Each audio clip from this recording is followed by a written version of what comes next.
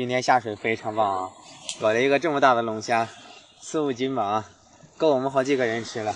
秦哥啊，这野猪现你又没收获呀？天天在这里吃些螃蟹和螺，感觉身体有点扛不住了。是啊，刚刚我在海边看了看啊，水又变浑了，估计喂了好几天潜不了水。那咋办呢？走，联系船长，快走。行。由于巴布亚岛上的环境太过于恶劣，几乎每天有一半时间都在下雨，而且网络信号时有时无，大部分时间我们都无法与外界联系。出于安全考虑，我们决定前往佛罗雷斯海，开始新的一期海岛生存。整个佛罗雷斯海遍布着无数的海岛，这里有着独特的地貌和非常清澈的海水，海里的生物要比我们此次挑战的鳄鱼岛丰富得多，非常适合我们进行生存挑战和潜水搞活。曾经我们挑战的野猪岛也属于这片海域。经过漫长的轮渡和2次转机，外加一整天的山路和1个多小时的小船，我们终于到达了一个无人且荒凉的海岛。这里红树林的枯树上站满了水果蝙蝠，沙滩上还坐落着几个被遗弃的茅草屋。此情此景为这座偏远的荒岛增加了更多的神秘感。兄弟们，新的挑战又开始了啊！老样子，我和大头呢，一人一个包啊。这个包是拍摄装备，这个包是基础工具啊。除了这些，我们没有任何食物和淡水。我们的目标呢，就是在这个岛通过自己的双手很好的生存下去。对，通过无人机观察，这个岛的海水非常清澈，所以接下来我们可以开始一系列的水下行动。但是呢，也别高兴得太早啊！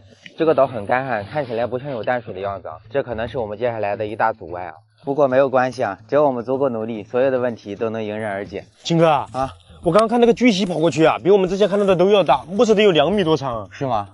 这是正常现象。佛罗雷斯这边的群岛啊都有巨蜥，我们小心点就行了。除了巨蜥啊，这个岛可能还生活着其他猛兽啊。为了安全起见，今天我们务必要把庇护所解决掉。走，秦哥啊，咱直接睡茅草屋不就行了？哎呀，不要动人家的东西，行动起来。行的。哎，对了，兄弟们，你们有没有发现最近我们的都被冲上岸的垃圾，其中包括一些长短不一的干竹和木板，正好可以派上用场。整个庇护所的框架由我、大头和摄影师3个人合力完成，耗费了大概半天的时间。它离地1米左右，这样能规避很多地面上的潜在危险，比如海里的两栖爬行生物和陆地上的巨蜥。弄完框架和睡觉的平台后，我们的庇护所基本上就完成一半了。由于是第1天上岛，时间有限，暂时只能弄成这个样子。此时的我们已经消耗了大量的体力，又渴又饿，恰巧岛上的椰子树上有几个椰子。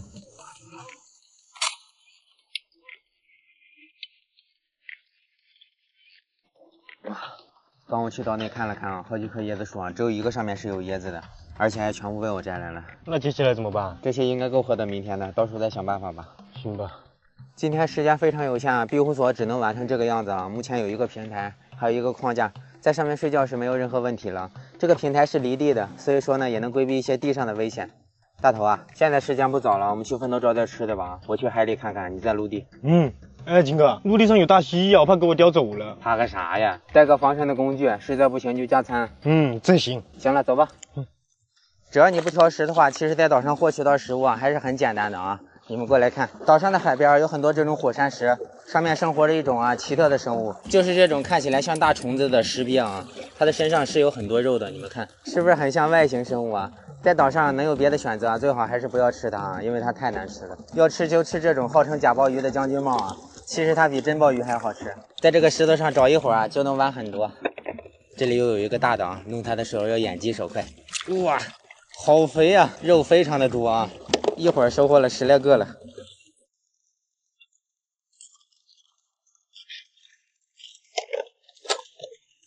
在陆地上获取食物啊比较困难，要碰运气啊，但我的运气一般比较好。你们看，这里有棵酸枣树啊，上面结满了这种小酸枣啊，挑一些黄的就可以吃了。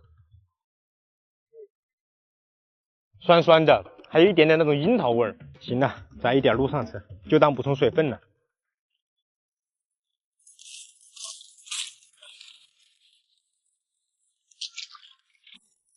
岛的内陆也有一片红树林啊，这里面有蝙蝠，可以好好探索一下。这个岛很原始啊，几乎是不被打扰的。在这种情况下，说不定就会有大货啊！哇，这树底下藏着个大螃蟹啊，个头还不小嘞！你们看到没？有这2个大爪子啊，不才得有2公斤啊！哎呦，还想夹我嘞！跑，想跑！跑啦跑啦！哪里跑？我们直接抓它后背啊！哇，看到没？这么大一个，真有2公斤重了，好大力啊！这大钳子一个就有半斤重了，在挖了一些将军帽后，我便开始了下水找食物。来到这里，我仿佛进入了一个无人打扰的世界，眼前也出现了各种奇妙的景象，有各种形态的海星，围着房子到处跑的寄居蟹，长相怪异的螃蟹，没有刺的石壁海胆，黑色肉白色壳的卵梭罗，它们安逸地享受着这里的海底世界。将这些美妙的景色尽收眼底后，我便开始专心寻找可以吃的食物了。很快我就收获了几个海带子。没一会儿，我又在一个礁石洞底下看到了只很大的龙虾，它看到我后就开始变得警惕起来，想往洞的里面躲。我赶紧出手拽住了它的2个胡须。让我万万没想到的是，它在水底的力气竟然这么大，我使出吃奶的劲儿都没有把它拽出来，它也在拼命的挣扎，不断的往里面钻。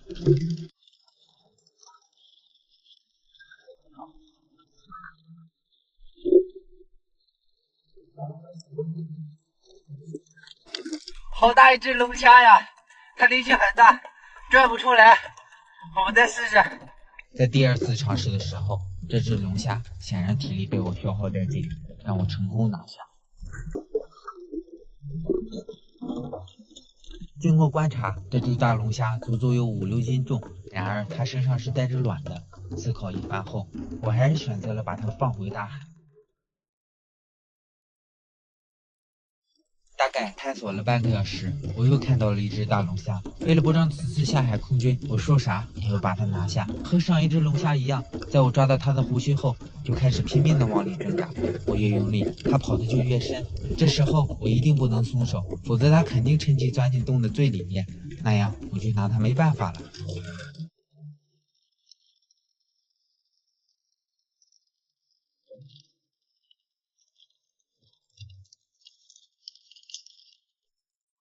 哇塞，终于把它给拽出来了啊！大概4、5斤吧，看到了吗？很大。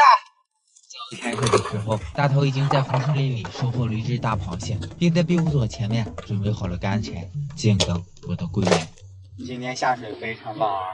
搞了一个这么大的龙虾，4、5斤吧啊，够我们好几个人吃了。还有3个海带子，这里还有下水之前搞的几十个将军帽啊！整体来说收获颇丰了。好重啊！哇塞，秦哥，搞了这么大个龙虾，一个人根本吃不完呐！3个人都够吃了。来，看看我的，看到了没？哇塞，你这螃蟹也不小啊！啊，行了，赶紧处理一下，上火开烤吧。好嘞。这个大龙虾啊，我们就直接炭烤了吧。螃蟹也是啊，这样我觉得是最好吃、最简单的。将军帽呢，就把它的内脏去除了，直接穿着串烤着吃，这样简单又方便。秦哥，这么大龙虾好抓吗？不好抓呗，这种龙虾在水底下力气很大，费了半天劲我才把它搞上来。那你太厉害了。哎，我不止看见了一只啊，还有一只比这还大的。那你怎么没搞上来？哎，那个有崽儿让我放生了。做得对。今天发现了2只啊，说明这个海域啊还有很多。后面你有口福了。哈哈，太好了。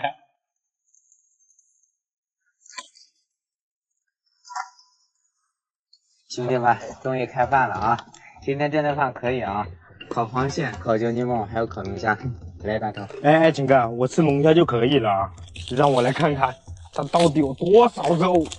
哇，好多肉啊！秦哥，我能先吃吗？可以，但是你别抢到它了啊，给我和摄影师留点。行嘞。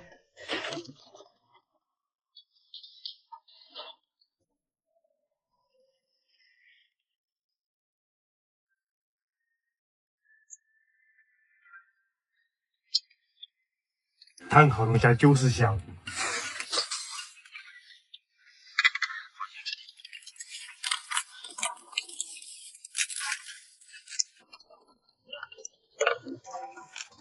哇，肉好多啊，看着就想吃。